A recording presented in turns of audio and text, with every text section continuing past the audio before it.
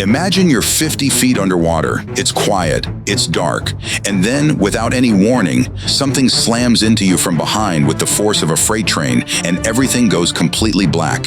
You can't see, you can't move, you don't know if you're about to be crushed alive, or worse. That's not a nightmare. That happened to a real man on a Tuesday morning in Massachusetts, and that's just story number 1. By the end of this video, you're going to hear about a honeymoon that turned into a murder investigation and a world record freediver who surfaced after the dive of his life and never took another breath. Stay with me, because each one of these gets darker than the last.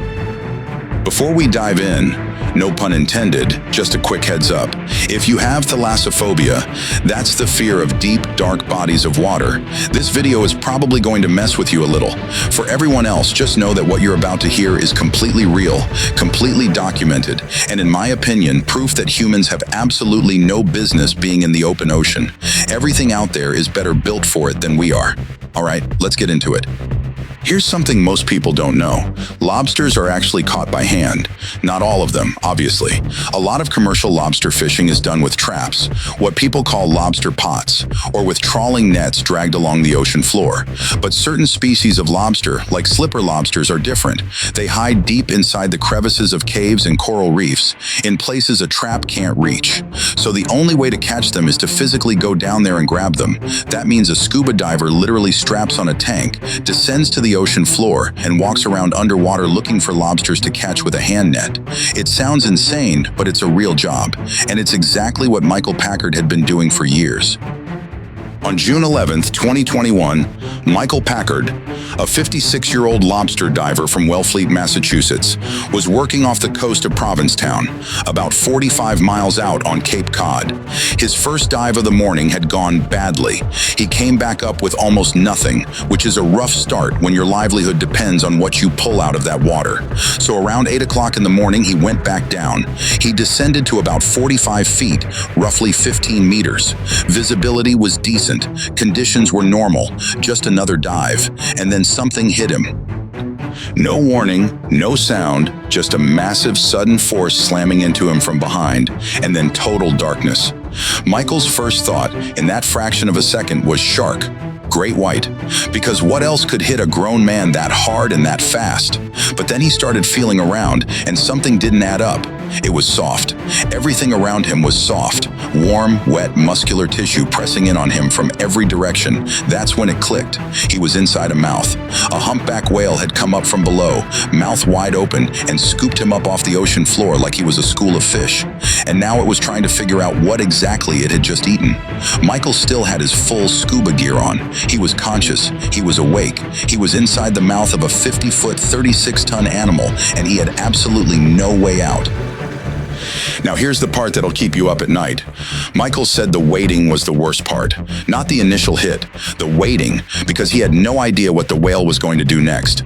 Was it going to swallow him? Were its jaws going to close? Was the pressure going to crush him? He had no answers. All he could do was sit there inside the whale's mouth and wait. About 30 to 40 seconds later, the whale started shaking its head side to side, and then Michael saw light. A little bit of it at first, then more, and then he felt the rush of water and bubbles as the whale surfaced, opened its mouth, and spat him out. He flew out of the water feet first, landed flat on his back on the surface, and the crew on the boat watched the whole thing happen in real time. They pulled him out of the water immediately, convinced his leg was broken from the impact of hitting the surface, rushed him to the hospital. Turned out it was a dislocated knee, some bruising on his legs. No air embolism, which, given how fast he surfaced, is almost a miracle in itself. He was discharged the same day. He was back in the water the following week. So why did the whale even do that? Humpback whales don't eat humans. They eat small fish, anchovies, herring, krill. The way they feed is by lunging forward with their mouths open and using their massive jaws like a net. Scientists think the whale saw the bubbles coming from Michael's scuba tank and mistook them for a school of small fish. So it did what it always does, opened its mouth and charged. Once it realized the thing inside its mouth wasn't food, it let him go. Michael Packard got swallowed by a whale, survived, and went back to work. That story has a happy ending. The next one doesn't. In October 2003, Tina and Gabe got married in Birmingham, Alabama. They were 26 years old. They just said their vows and they were on top of the world. 2 days after the wedding, they boarded a flight to Sydney, Australia for their honeymoon. After a few days of sightseeing, they headed to the northeastern coast of Queensland because they had something special planned. They were going to dive the SS Yongala. The Yongala was a passenger ship that sank off the coast of Queensland in 1911 during a cyclone, killing all 122 people on board. Over the past century, the wreck has been completely overtaken by marine life, and it's now considered one of the best dive sites in the world. But here's the thing about the Yongala. It's not an easy dive. It's classified as a red dive. That means advanced divers only. The current around the wreck is strong and unpredictable, and visibility can drop without much warning. Even experienced divers treat it with respect. Tina had never dived before. On October 22nd, Tina and Gabe boarded the dive boat the night before and slept on board, so they'd be ready at the site by morning. At 9 a.m., they joined the other divers for a briefing. The excursion crew provided air tanks. The plan was simple: descend the anchor line, cross the upper section of the wreck, and ascend back up the second anchor line. Straightforward, except nothing about what followed was straightforward. They entered the water with a group of 4 other divers, but just a few minutes in, they both surfaced. Gabe said his dive computer wasn't reading correctly.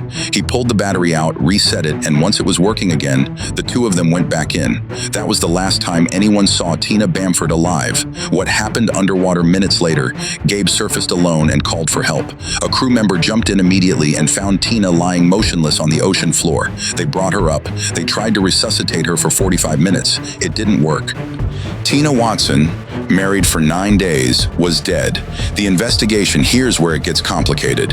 When investigators started looking at the circumstances, things stopped adding up fast. Gabe was an experienced diver, open water certified, advanced diver, rescue diver, specialty diver. Tina had no experience, and yet they chose one of the most technically difficult dive sites on the coast, turned down an orientation session, and turned down a guide. That's unusual, but people overestimate themselves all the time. What caught investigators' attention was Gabe's story. According to Gabe, Tina immediately realized the current was too strong and signaled she wanted to go back up. He told her to inflate her buoyancy compensator, the device that helps divers ascend. She tried. Nothing happened. He grabbed her to pull her up. She accidentally knocked his mask off. He let go to fix it, and when he could see again, she was 10 feet below him and sinking fast. He said he couldn't reach her in time. The problem, he was a rescue diver. He could have reinflated her BC himself. He could have gone down and given her air directly from his own regulator. He did neither, the evidence.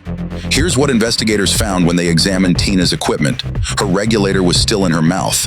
Her air tank was completely full, and her equipment had no faults whatsoever. Tina Watson drowned with a full tank of air in her mouth. Then there was the dive computer. Gabe asked for it back, multiple times. When police refused, he got into an argument with them. When the data was eventually pulled, it contradicted his timeline. Specifically, his ascent was much slower than it should have been, suggesting he may have stayed down longer than he admitted. Other divers present that day also contradicted parts of his account. The theory and the verdict. The prosecution's theory was this. After re-entering the water, witnesses described Gabe hugging Tina, bear hugging her. One witness said, prosecutors believe that during that hug, he reached behind her and switched off her air valve. He held her until she lost consciousness. Then he turned the air back on, watched her sink, and slowly made his way back to the surface. And the motive? Tina's father testified, or tried to testify, that shortly before the wedding, Gabe had asked Tina to increase her company's life insurance policy to the maximum amount and name him the sole beneficiary. The judge blocked that testimony. Gabe was eventually convicted of manslaughter in Australia and sentenced to 12 months with a 4-year suspended sentence. After serving his time, he was deported to the US, where he was charged again, but the case was thrown out due to insufficient evidence. Years later, police caught him on camera using bolt cutters to cut the flowers and memorial gifts Tina's family had left on her grave and throwing them in the trash. He was given a court order to stay away from her grave. Whether or not he murdered his wife, he spent the years after her death making sure the world wouldn't remember her. Who was Nicholas Mavoli? Nicholas Mavoli was born in Florida in 1981, but he spent most of his life in Brooklyn, New York. He worked in film and TV as a prop technician. He worked on Gossip Girl, The Chappelle Show, stuff like that. He wanted to be a writer and an actor. He was in an independent film called Exist. He was also a natural athlete, the kind of guy who's good at everything physical without seeming like he's trying. In 2012, at 32 years old, he took up freediving. What is freediving? For anyone who doesn't know, freediving is exactly what it sounds like. No tanks, no equipment. You take one breath on the surface, and then you go as deep as you can before you run out of air. Then you have to make it back up. That's it. The physiological stuff that happens to your body on the way down is genuinely wild. Your heart rate slows automatically to conserve oxygen. Blood shifts from your extremities to your vital organs. Your lungs physically compress to a fraction of their normal size.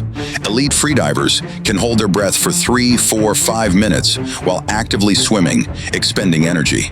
Nicholas got into it in 2012. Within a year, he was competing, and he was winning.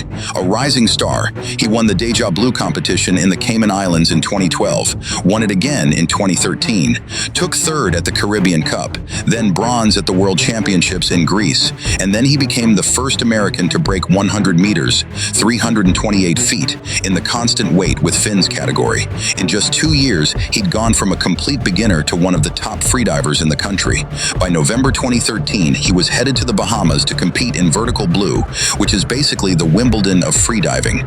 Dean's Blue Hole Vertical Blue is held at Dean's Blue Hole in Long Island, Bahamas.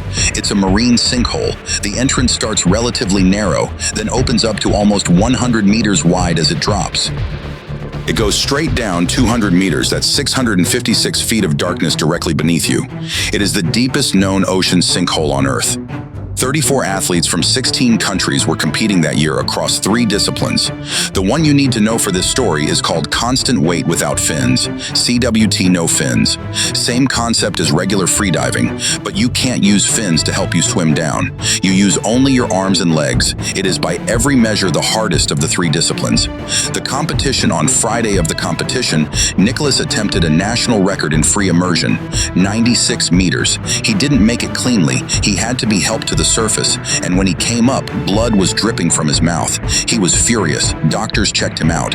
It wasn't a blown eardrum, it was something called a pulmonary squeeze. Tiny capillaries in the lungs burst from the pressure at depth. It's not rare in freediving, but it's a warning sign. He was cleared to continue competing. On Sunday, Nicholas announced he was going for a national record in constant weight without fins, 72 meters, 236 feet down, on a single breath, no fins. The final dive just before noon, he lay on his back in the water, feet propped up on a foam noodle, eyes closed, slowing his heart rate, dropping his metabolism, getting as calm as possible to conserve oxygen before he dove.